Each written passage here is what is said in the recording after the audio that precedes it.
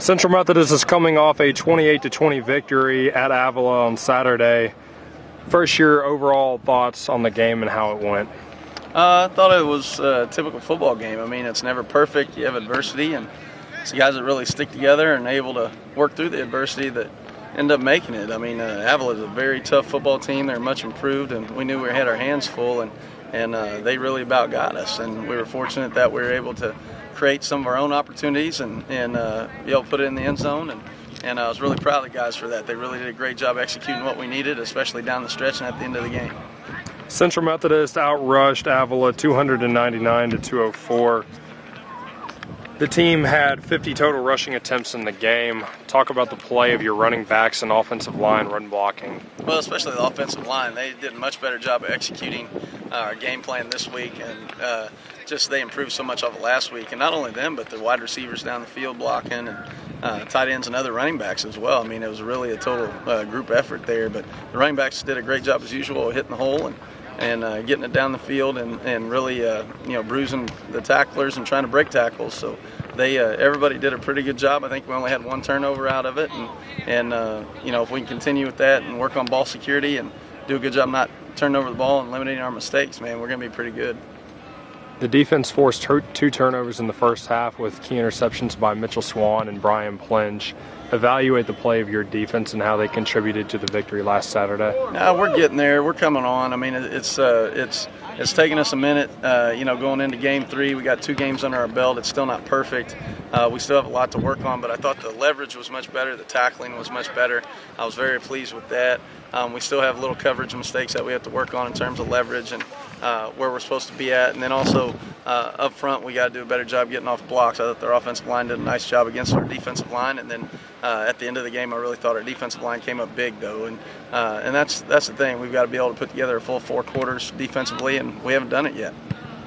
As you turn your attentions toward Baker, which is ranked 9th in the nation, and the game is this upcoming Saturday at Davis Field, what have you seen from them on tape, just your overall general impressions of their team?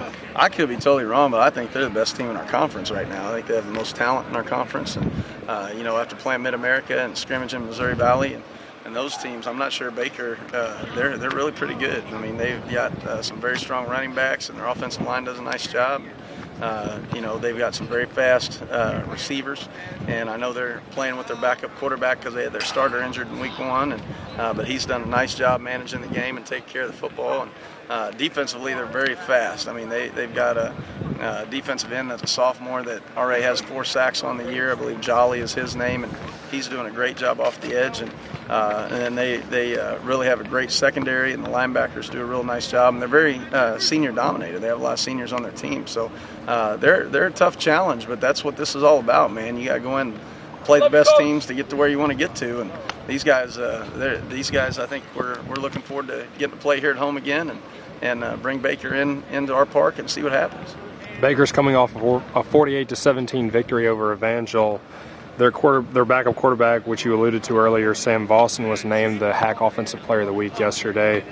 Their tailbacks, Jermaine Broomfield and Dylan Baxter, combined for about 130 yards a game, as they average about 195.7 yards as a team rushing per game. How do you contain that offense? Just as a team ourselves, just that we have to gang tackle and leverage. And like I said, they're very fast, and the only way to defend speed is to leverage it and keep it in, try and shrink the field. And but that's something that they're a tough matchup. I mean, we got to do it as a team, and we've got to be able to get off blocks. Our offensive line's very good, and it's a tough challenge for us. But that's why we play it, and we're excited about the challenge and looking forward to going at it on Saturday night. Finally, what do you think will be the keys to the game for hopefully an Eagles victory? Well, it's always turnovers. I mean, we got to take care of the football and the ball security and not throw interceptions and those things, and we've got to do a good job with that. Also, the kicking game, I think special teams are going to play into this one this week, and so it's very important that we do a good job special teams-wise. I thought we didn't cover the kicks as well as we could have last week, and the one we did cover, it led to a short field and points. So I think the special teams, the turnovers is really important, and then we've got to limit what they're able to do offensively, both running the football and through the air. And then we've got to get going with our offense. So it's always comes down to those little things and mistakes, and and if we limit our mistakes, we'll have a good game on Saturday night.